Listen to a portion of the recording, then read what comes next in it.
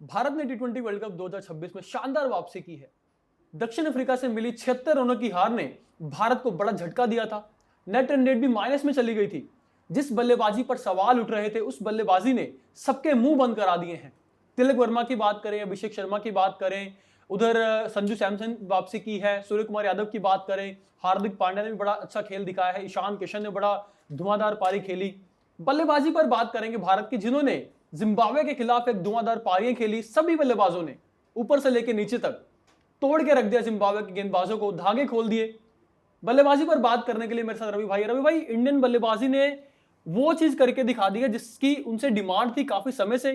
From the first day जो पहला match हुआ था अमेरिका के खिलाफ, तभी से ये दरकार थे कि आप वो बल्लेबाजी दिखाइए जो देखना चाहते हैं फैंस। बिल्कुल बिल्कुल, जो बात कह रहे थे कि आप एज एन इंडिविजुअल तो बहुत सारे परफॉर्मेंस आ रहे हैं, बट यहाँ पे एक एज ए टीम आपको एक ब्रिलियंट परफॉर्मेंस देनी थी। और आपको वेस्ट इंडीज के खिलाफ मैच से पहले एक जो था कि आपको उनको बताना था कि हमारी टीम में क्या मतलब स्ट्रेंथ है हमारी टीम की और हम किस तरीके का क्रिकेट खेल सकते हैं। तो आपने सारी चीज़ों का जवाब दिया है इस बार बल्ले से।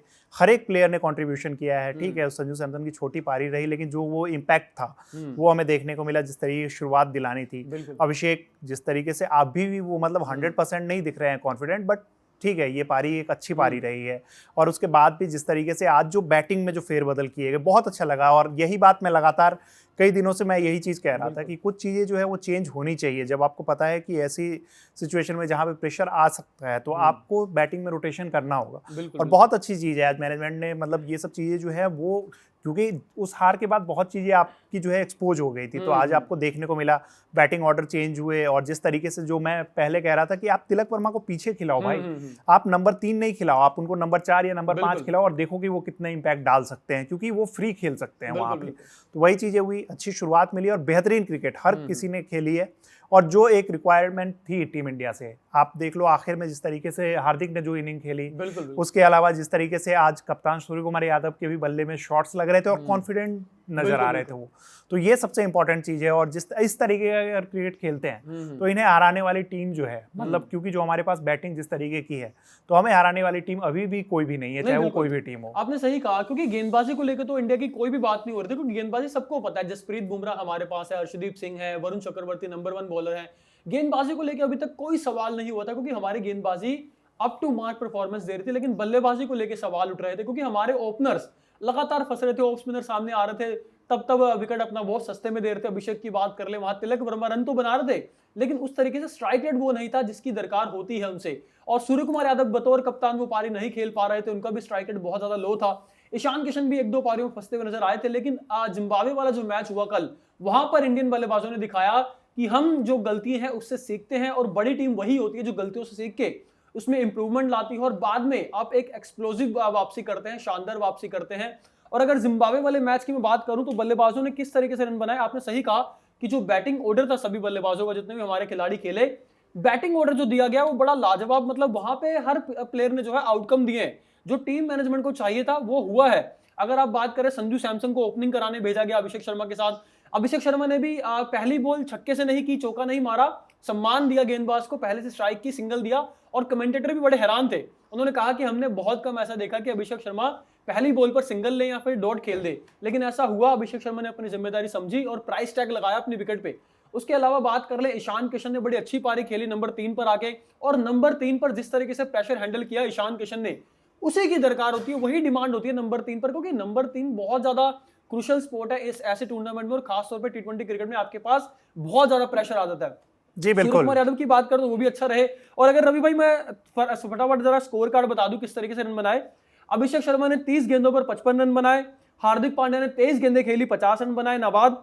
तिलक वर्मा जिसकी आप बात करते हैं 16 गेंदों पर 44 रन की पारी खेली। ईशान किशन ने 24 गेंदों पर 38 रन बनाए। सूर्य कुमार यादव ने 13 गेंदों पर 33 रन बनाए, और संजू सैमसन ने छोटी पारी खेली लेकिन इंपैक्टफुल पारी खेली, 15 गेंदों पर 24 रन। जी बिल्कुल, यही चीज है ना कि जो आप मतलब जिस तरीके से बैटिंग की बात कर रहे थे, जो बैटिंग हमें देखनी थी।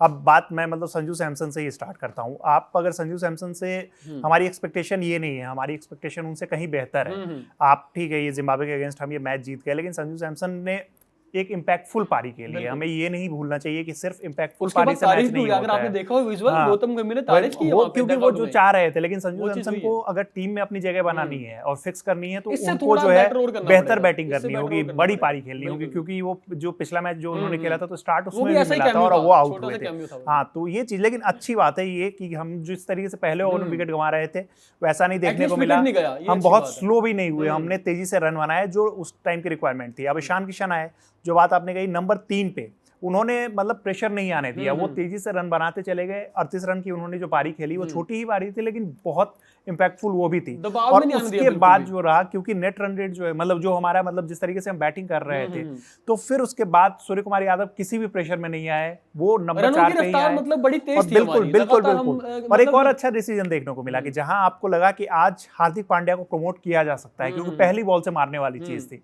आपने वही काम किया। बाद में तिलक वर्मा ने भी वही काम किया, लेकिन हार्दिक को जब आपने भेज दिया और जिस तरीके से प्रेशर पूरा हट गया, तिलक वर्मा को कॉन्फिडेंस मतलब एक चाहिए था और वो कॉन्फिडेंस उनको मिला।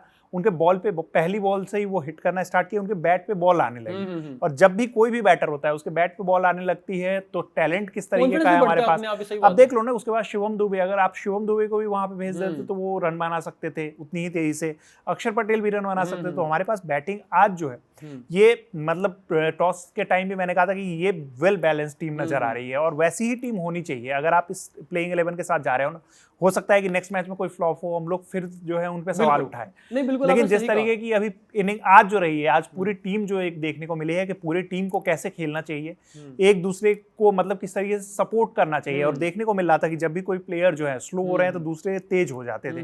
तो ऐसे ही गेम चलता है और हमारी टीम जो है अगर इस तरीके से खेलती है तो चाहे वो वेस्ट इंडीज हो, चाहे वो साउथ अफ्रीका हो, न्यूजीलैंड हो, हमें किसी भी टीम से डरने की जरूरत नहीं है। हमसे बाकी टीम्स जो है वो डरेंगी। मुझे भी डर यही लग रहा है कि अब जो आने वाली टीमें हैं, मतलब वेस्ट इंडीज भी देख रही होगी कि यार इन्होंने जिम्बाब्वे के खिलाफ हम तो 254 मार के आए थे, 254, इन्होंने 256 बना दिया, हमसे भी 2 रन ज्यादा बना दिए। तो कहीं ना कहीं वेस्ट इंडीज भी खौफ में होगी कि भारतीय बल्लेबाजी जो पहले स्ट्रेंथ थी अपनी, लेकिन बीच में कुछ मैचों के लिए कमी बन गई थी, अब वो दोबारा से फिर से स्ट्रेंथ बन गई है। यानी कि अब वेस्ट इंडीज को ये देखना पड़ेगा कि हमें किस तरीके से टैकल करना है भारतीय बल्लेबाजी को, क्योंकि अब जो मैच होने वाला है सुपर 8 का वो कोलकाता में होगा। ईडन गार्डन्स की पिच भी बड़ी अच्छी रहती है, बल्लेबाजों के अनुकूल रहती है, वहां पे भी हाई स्कोरिंग मैच आपको देखने को मिलते हैं। और मुझे लगता है कि दोनों ही टीमों के लिए बड़ा अच्छा मैदान रहने वाला है, क्योंकि वेस्ट इंडीज की बल्लेबाजी भी आपको पता है कि ठीक ठाक है।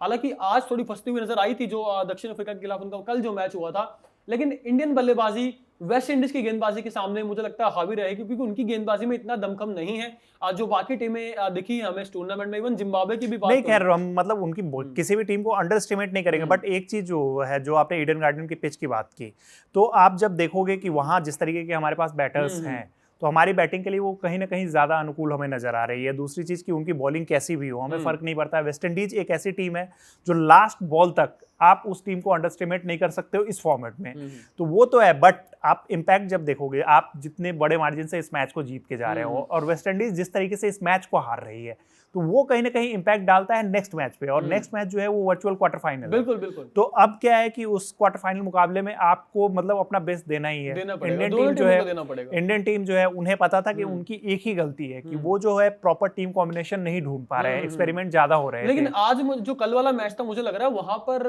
जो दाव खेला टीम ने वो काम आया है। बिल्कुल, क्योंकि इन्हें भी पता है ना कि ये बेस्ट है। अब ये बात वो सब जानते हैं। सितांशु कोटक का उस दिन का प्रेस कॉन्फ्रेंस देख लो ना, उन्होंने कहा कि हाँ, टीम में कुछ बदलाव की जरूरत है और वो बदलाव होने चाहिए। वो उन्होंने खुद एक्सेप्ट किया था।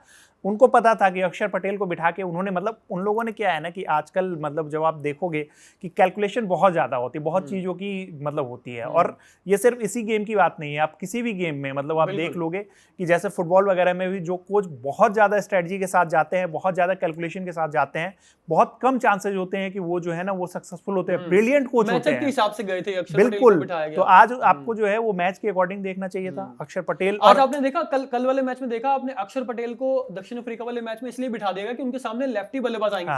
कल उन्होंने लेफ्टी को आउट किया है। बिल्कुल। आप ये देखिए ना कि लेफ्टी को ही अक्षर पटेल ने आउट किया। ऐसा नहीं होता कि आप लेफ्टी सामने तो आप लेफ्ट आर्म जो स्पिनर को बॉलिंग ही नहीं कराएंगे, ऐसा तो बिल्कुल ही। और अक्षर पटेल उस लेवल के गेंदबाज हैं कि वो इन चीजों को पीछे छोड़ के वो यहाँ तक आए हैं। तो मुझे नहीं लगता कि बल्लेबाजी हमारी आने वाले टाइम पे कुछ कमी देखने को मिले, क्योंकि एक सिंपल सी बात है, आपको अगर वर्ल्ड कप जीतना है ना, आपको ये नहीं देखना है कि सामने वाली टीम क्या है, किस स्ट्रेटजी के। बहुत ज्यादा अगर आप दिमाग लगाओगे तो ये सब चीजें होती है।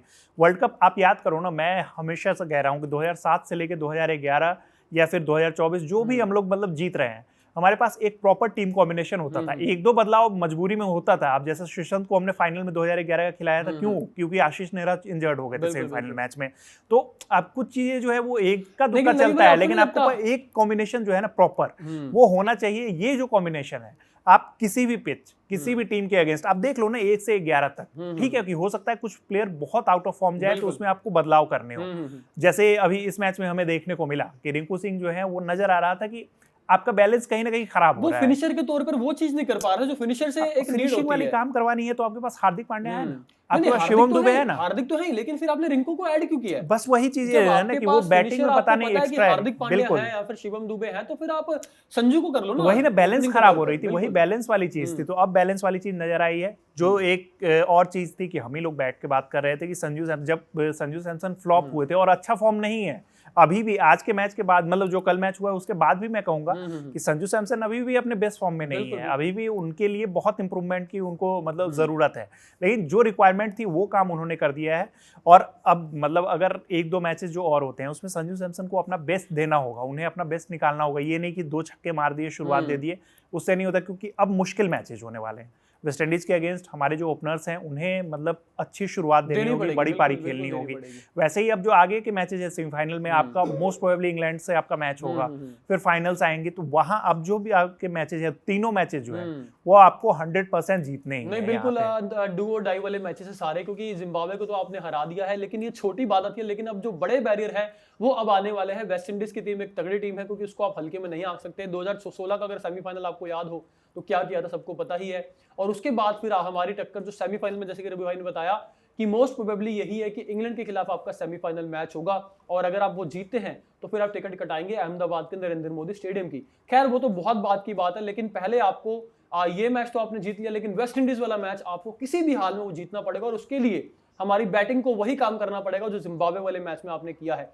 तो फिलहाल दोस्तों, आप क्या सोचते हैं जो हमारी बल्लेबाजी रही, इसमें क्या अभी भी आपको कोई कमी लगती है? तो आप अपने कमेंट सेक्शन में राय दे सकते हैं। और क्या डिमांड्स आपकी टीम इंडिया से है? क्या प्लेइंग 11 में अभी भी आप कोई बदलाव देखते हैं, या फिर ये ठीक है और आने वाले मैचेस में सेम प्लेइंग 11 के साथ इंडिया को जाना चाहिए? कमेंट सेक्शन में अपनी राय जरूर दीजिएगा। फिलहाल इस वीडियो में इतना ही। धन्यवाद।